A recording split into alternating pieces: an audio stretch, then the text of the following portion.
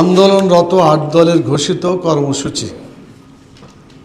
13ই November বৃহস্পতিবার ফ্যাসিবাদী শক্তির নাশকতা ও অপতৎপরতা প্রতিরোধে ৮ দলের নেতৃবৃন্দ সর্বস্তরের জনশক্তি সহ দেশব্যাপী রাজপথে অবস্থান করবে।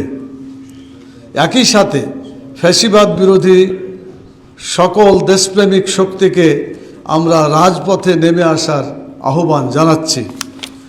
14ই নভেম্বর শুক্রবার জুলাই জাতীয় সনদ বাস্তবায়ন আদেশ জারি ও জাতীয় নির্বাচনের পূর্বে গণভোট আয়োজন সহ 5 দফা দাবিতে দেশব্যাপী জেলা ও মহানগর পর্যায়ে বিক্ষোভ মিছিল অনুষ্ঠিত হবে।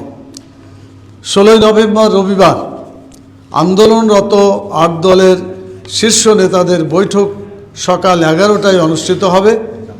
বৈঠক শেষে আলফালা মিলনায়তনে দুপুর 12টা 30 সংবাদ সম্মেলন অনুষ্ঠিত হবে।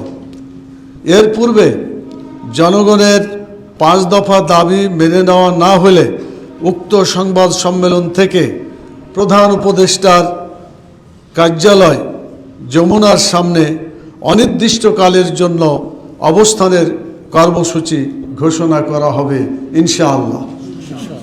এই ছিল আজকের শীর্ষ নেতৃবৃন্দকে নিয়ে যে বৈঠক হয়েছে তার কর্মসূচি।